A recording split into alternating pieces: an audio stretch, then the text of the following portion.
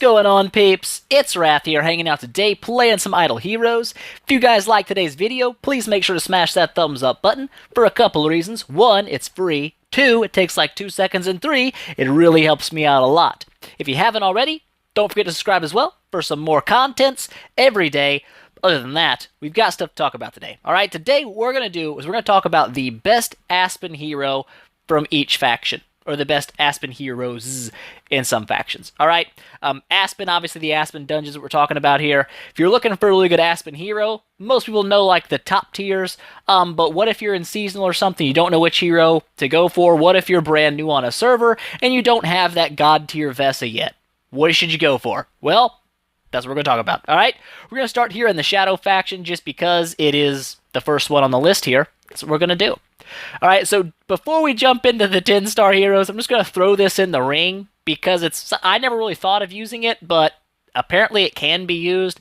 I'm not sure how effective it is, but we're going to talk about it for a second anyway, and that's Glenn. Okay, I've never had a Glenn at 6 stars.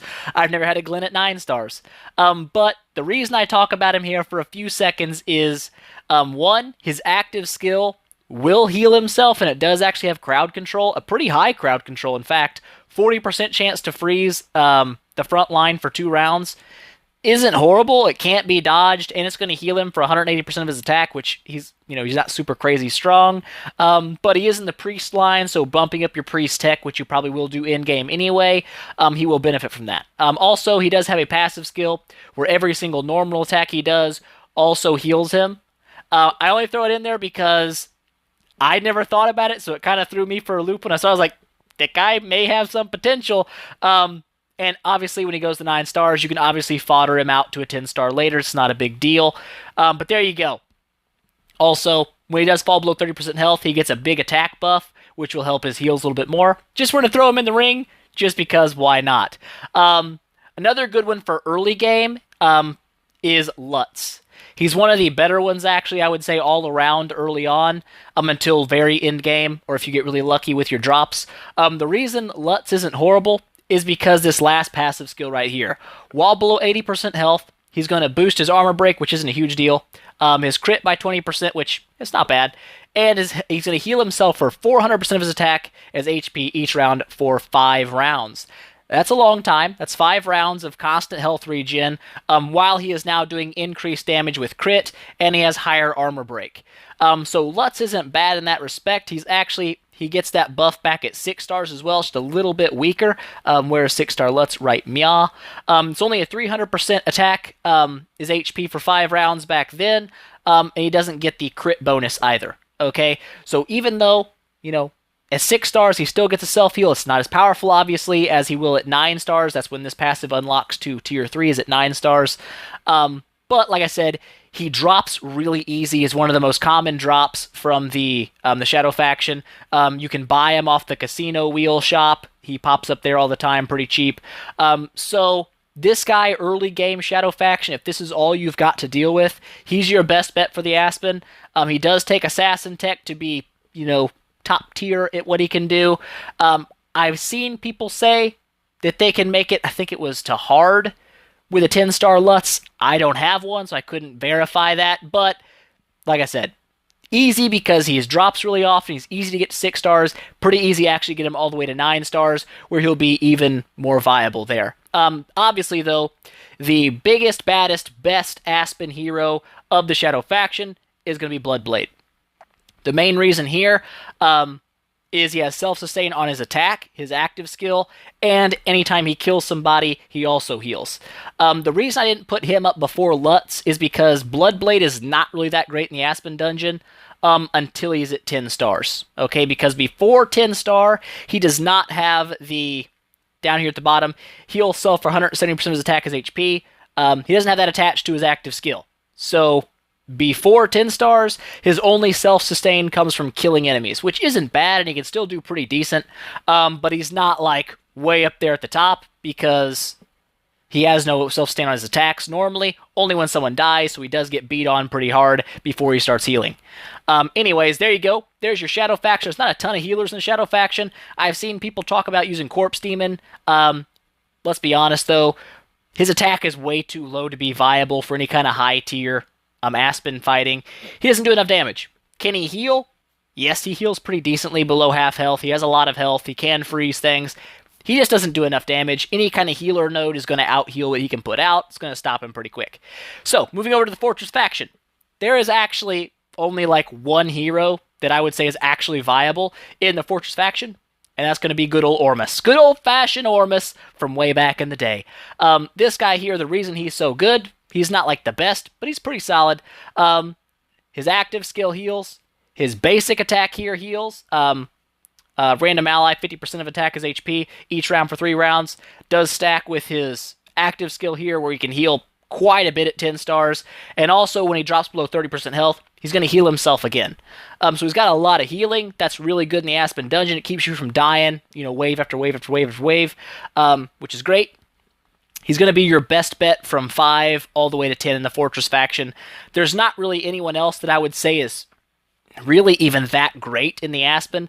There are some heroes here that will help you break through hard nodes that maybe Ormus can't tackle, or that you don't want your Ormus to die on, like Bloodblades and stuff.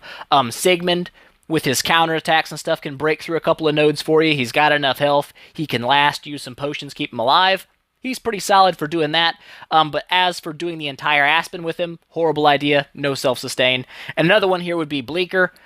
Even Ice Blink, not so much Ice Blink, but Bleecker's not as bad because he can permanently stun like one enemy.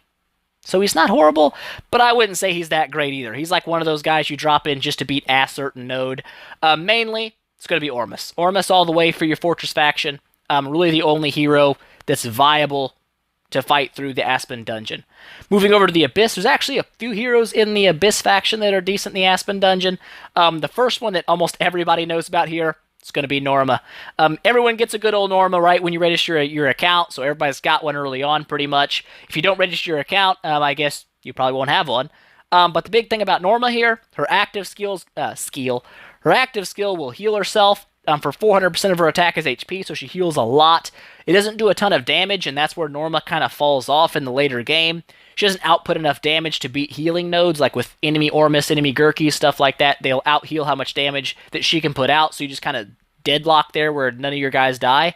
Her regular attack has a 50% chance to heal herself for 110% of her attack is HP, so more heal there. And she also heals every time she takes damage by 50% of her attack is HP. So that's kind of not bad at all. It keeps her alive. It's going to help you get through the easier nodes of the Aspen dungeon. She's not going to take you way up high in the Aspen, but she'll take you pretty far, especially early game. The fact that you can 9-star her decently easy isn't a bad deal either, because as you know, you need a 9-star hero to make a 10-star hero, so just use her as fodder later on. Boom, there you go.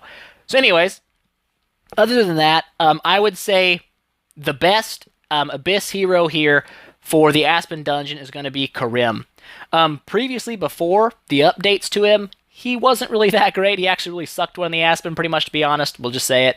But he got self-sustain, and it really helped him out.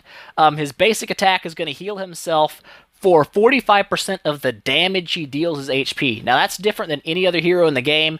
Every other hero heals based off their own attack, and this guy doesn't. He actually heals based on the damage dealt. So the more damage he deals, if he crits, he's going to get a big heal back. If he crits for 1,000,000, he's healing for almost 500 grand health. That's pretty impressive and kind of hard to kill. Also, his active skill here is going to do the same thing. It's going to heal him by 35% of the damage he deals as HP. And also steals the target's attack, which is pretty fantastic. It makes him deal even more damage, so his heals actually get stronger the longer he fights. The reason he's not number 1 on the list here, like the first one I talked about, is because he's not really... let's go check it out here. 6 stars here. As you can see, the 6-star version of Corinne has no heal on his active skill and no heal on his basic attack. So he has no self-sustain at all until he gets to 9 stars, but he really doesn't shine until he gets to 10, whereas both of his skills are healing him, active and regular attacks. So 10-star Corinne is pretty nasty in the Aspen, probably your best bet. A couple of secondary offshoot honorable mentions, I guess, here would be like Lord Balrog. Not super great, but he does have a really high health stat with the ability here to heal himself for a pretty huge chunk. 560% of his attack is HP. He does have low attack, which is why that number is so high. But still, that's not bad, especially when that's going to increase his attack by 60% for 2 rounds. It's not bad. He can get pretty decent heals coming off, but he doesn't have any kind of self-sustain outside of that, so he will start getting whittled down and die pretty quick, because he's not going to heal himself more than the damage he takes. He's not like an Ormus or a Vesa kind of hero. He has no lasting heal. So he's just kind of there. I figured I'd talk about him for a second. Another one here would be Tallien. He's not super great either, mainly because he targets warriors as his big damage boost, whereas warrior nodes generally in the Aspen dungeon aren't the ones that hold you back. It's like the Walters, the Bloodblades, the stuff that's going to really one-shot you down and nuke you. He doesn't really do anything extra to those guys. He does have a self-heal when he gets attacked, so he does kind of sustain himself a little bit longer. Like I said, just kind of a mention in there. Not the best. I would probably still take a Norma over a Tallien. I don't know about Balrog. Haven't used one, so I'm not a hundo sure on it. But Norma's probably your best first bet, and then jump to Corinne when you get him to 9 and 10. Moving over to the Forest faction. Doesn't even need introduction here. You guys already know the answer. Vesa. Vesa forever. She's the best at everything. Anyways, she's got amazing damage. Her active skill is going to heal her for 6 rounds, which is insane. Means she's constantly pulling in health. Her attack, over here, is going to heal herself for a lot of her attack as HP. Not to mention it actually boosts her attack, so she actually has more attack to heal herself even more. Vesa is just a monster in the Aspen. Can easily carry you to Nightmare once you get her ranked up. She's a boss. Absolute boss and a freak. I would say the second best honorable mention here is actually going to be the Heart Watcher. I clicked on it. There it is. People may not have thought so much that she would be good, but I'm going to tell you a couple of reasons why I think she'll be a pretty solid second choice for the Aspen dungeon, especially as like a backup hero. Like if you get to a node you don't want to run your Vesa against because you think it might kill her, maybe pop this one in to nuke it down a little bit, and then pop Vesa in next time. The reason here mainly is going to be right here. Critical Strikes has a 100% chance, so every time you crit, to heal her for 280% of her attack as HP. Now, she has this passive all the way down to 6, and I believe even at 5-star, she still has this, 100% chance. It's just less of an attack buff for healing, like 160% of attack, and it goes up, and then it's 280. But the reason that's decent, the reason that's good, in my opinion, is because she naturally has a 30% boost to crit, once she's at, 7 stars? At 7 stars, she'll have a 30% crit boost, which is good, especially being an assassin. You can pump 20 extra % of crit just with tech, which means that 50% of the time she's going to crit. Why is that important? Right here. Her basic attack targets 2 random enemies, which means 2 enemies at 50% chance to crit means almost every single time, statistically speaking, you will crit at least one time against one of the enemies. Now, if she's only facing one enemy, that'll fall off a little bit because it lowers the amount of people she's hitting, less chances to crit. But generally speaking, if she's fighting 2 or more enemies, she will crit every time she attacks, and her active skill also hits 2 random enemies. Okay? So what that's going to do, it's a couple of good things about this. Her active skill is also going to reduce enemies' attack, which makes them hit her less hard. It's going to constantly stack these Watcher marks that make them take more damage from her, and she's constantly going to be healing as she attacks. So the longer the battle goes, she will be healing, every time she attacks. Enemies will be doing less damage to her, and she'll be doing more. So she's going to end up nuking them down while she constantly heals and takes less damage in turn. I think that's going to make her really solid in the Aspen dungeon. Will it put her on a tier with Vesa? I highly doubt it. Nothing really does. Corinne's actually pretty solid too, though. Anyways, I would say she's definitely a good one to have as a secondary backup to your Aspen. Running Vesa as your main when you hit those really rough nodes, you're kind of sketch. Like, do I want to drop my Vesa in here and see if she dies? Maybe drop your Heart Watcher in instead, and then pop Vesa in after that. So anyways, we move over to the Dark and the Light. A lot of people don't have those until very late game because they're very hard to build. They take a lot of fodder, a lot of orbs into the light and dark factions. they're not easy heroes to build. So we're going to jump into the Dark faction. I would say there's only one hero here even worth mentioning for Aspen, and that's Sleepless. He's not that amazing. He's okay. He does a decent amount of damage, not a crazy amount, but the only reason I would actually recommend him is right here. Every time he dies, he comes back with 100% of his HP. So essentially this guy, if you have him at 1,000,000 health, he's got 2,000,000 health. All right, so he's going to last for a pretty decent amount of time. Generally speaking, dark heroes aren't heroes that you take into the Aspen dungeon. They're just not really great at it. If you want to use them as like a nukes, like to take out a node or something, you can, but they're not going to last. Light heroes are arguably the best heroes in the Aspen dungeon, in my opinion. There's only two that I would actually recommend you use. First up here is Gerke. Gerke's kind of like Norma, but much, much stronger. Kind of like Tallien as well. Every time it gets attacked, it's going to heal itself for some of that, as 40% of its attack is HP, which is great. Constantly self-healing. Every attack it does, it's also going to heal itself, which is nice. And its active skill is also going to heal itself for quite a chunk of its attack. 420% of attack is HP. It's a pretty big buff. So he's got a lot of self-sustain. He does a pretty solid amount of damage. His holy damage is like absolutely stupid. He gets freaking tons of it. Every time he's hit, it goes up. Every time he attacks, it goes up. Every time he drops his skill, it goes up. His holy damage is nutsack. All right, it's just crazy. But the self-sustain is also really good, which is why Gerke is up there in the Aspen hero. He's very good at the Aspen dungeon. But arguably the best, I would say she's up there, is Michele. Michele, just like Sleepless, has the ability to resurrect with 100% HP after death. The biggest difference, though, here is going to be the active skill.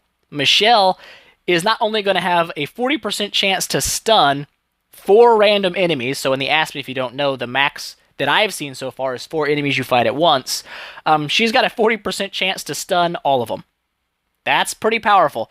Not to mention, she's going to heal herself for 400% of her attack as HP, which is crazy in the self-sustain area. And she's going to give herself 20% crit as well to help nuke them down the rest of the way.